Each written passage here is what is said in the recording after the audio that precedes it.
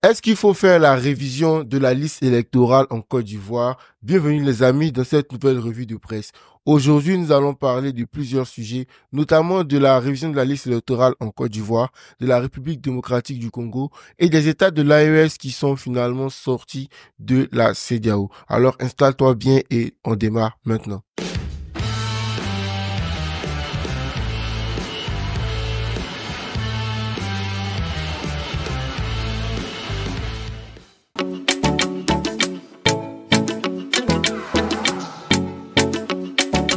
Nous allons sans plus tarder commencer notre revue de presse par la Côte d'Ivoire, où l'un des sujets en vogue en ce moment est qu'il faut faire la revue de la liste électorale, la révision de la liste électorale pour les élections de 2025.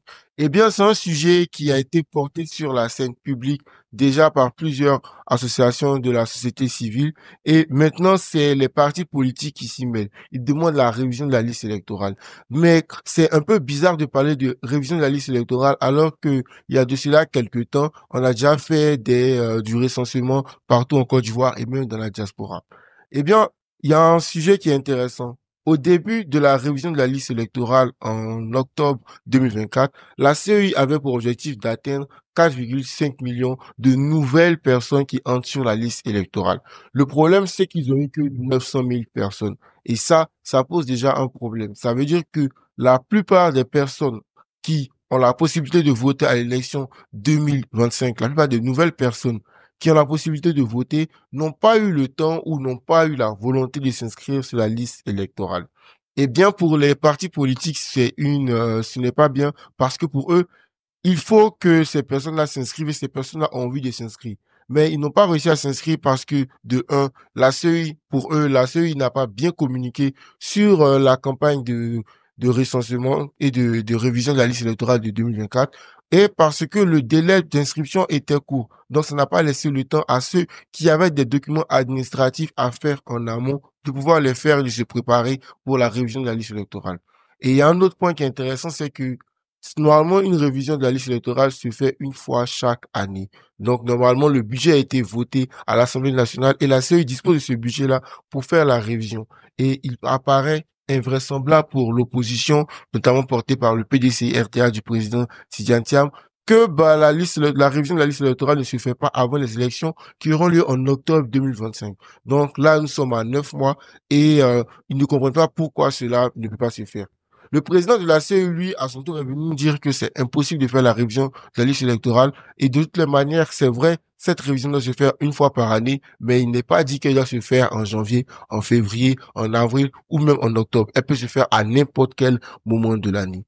La question que moi, en tant que citoyen lambda, je me pose, c'est pourquoi, si cela est possible, si le budget est là, pourquoi on ne fait pas la révision de la liste électorale? Est-ce que c'est une volonté de la CEI de ne pas le faire? Est-ce que c'est parce que la CEI a d'autres raisons de ne pas le faire?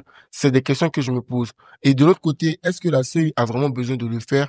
Moi, pour mon avis, c'est oui, elle doit le faire, puisque déjà, les partis politiques avec qui les élections de 2024, les élections de 2025 vont se faire, demandent cette révision-là. Pour un processus transparent, je pense qu'il faut céder à presque toutes, dans la mesure du possible, toutes les demandes de tous les partis qui veulent participer aux élections de 2025. Donnez-moi votre avis sur la question de la révision de la liste électorale en commentaire et je me ferai un plaisir de vous lire et de débattre avec vous.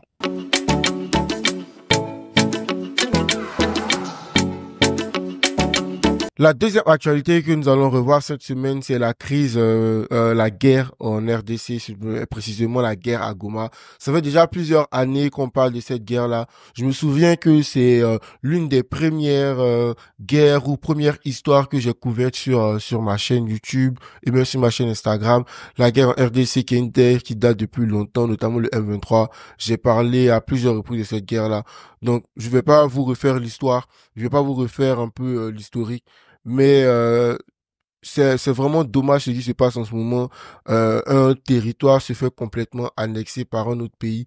Bah, c'est pas nouveau, mais ce qui est choquant, c'est que presque toute la communauté internationale ne réagit pas. Ça fait des années que ça existe. Les gens meurent. Il y a des scènes incroyablement tristes et qui terrorisent qui ont lieu en RDC que c'est vraiment dommage. Et en ce moment, les tensions ne sont pas au bon vivre entre la RDC et le Rwanda. Et même, il y a eu une escalade verbale entre le Rwanda et l'Afrique du Sud. Mais franchement, c'est vraiment grave et la situation est vraiment catastrophique en République démocratique du Congo. Euh, et ce qui est intéressant, c'est que cette fois-ci, bah, la RDC est vraiment motivée à y mettre fin. Il y a plusieurs actions ils ont demandé plusieurs actions et tout. On espère que ça va tenir sur la durée, que Goma ne va pas tomber entre les mains des rebelles du M23. Et encore une fois, faut penser aux personnes qui souffrent dans cette guerre-là. Et on espère que les choses vont s'arranger pour elles.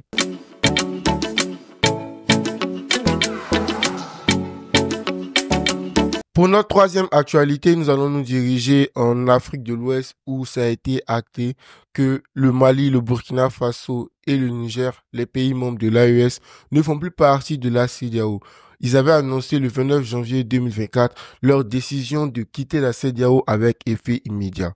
Mais avec les tests de la CEDEAO, cela prendrait un an et ça a été officialisé ce 29 janvier 2025 que ces pays-là ne font plus membres de la CEDEAO. C'est c'est une nouvelle qui est à la fois triste et normale. Triste dans le sens où bah c'est dommage de voir des pays africains d'une même sous-région bah pratiquement se diviser pour des raisons politiques, mais c'est normal parce que c'est une décision qu'on a vu venir après les fortes tensions qu'il y avait et tout. Est-ce que pour le coup ce n'est pas une bonne nouvelle que ces pays-là puissent prendre maintenant leur distance, leur envol de leur côté et voir comment la situation risque de s'améliorer? Pour le moment, bah des personnes membres de ces pays-là peuvent encore circuler librement et faire les activités librement avec les pays membres de la CEDEAO. Et la CEDEAO a laissé même une fenêtre de 6 mois pour continuer les discussions afin que ces pays-là puissent revenir dans la CEDEAO. Donc, pour le moment, il n'y a aucune conséquence sur les personnes, mais sur le long terme, je pense que des conséquences pourraient arriver. Par exemple, les passeports. Les personnes auront besoin d'avoir des visas pour entrer dans des pays, ouest africains, des pays de la CEDEAO, pardon. Et voilà. Et sur le long terme aussi au niveau économique, on verra comment la situation va évoluer parce que euh, on ne sait pas si les pays de l'AES auront toujours accès au financement que la CEDEAO octroie grâce à sa banque. Et aussi, pour le Burkina Faso a annoncé son passeport de l'AES, donc avec les autres pays, ils ont annoncé leur nouveau passeport qui est sorti. Franchement, c'est un jour assez mémorable parce que la CEDEAO a été créée en 1975 avec pour objectif de faciliter l'échange économique entre les pays de la sous-région. Et c'est vraiment dommage et triste de voir que bah, cette union-là est en train d'être fragilisée et en train d'être presque détruite hein, parce que on est vraiment vers la fin de la CEDEAO telle qu'on l'a connue à l'époque, à moins qu'il y ait vraiment un revirement de situation incroyable et que les choses changent. Pour le moment, c'est vraiment on part sur une mauvaise direction. Voilà.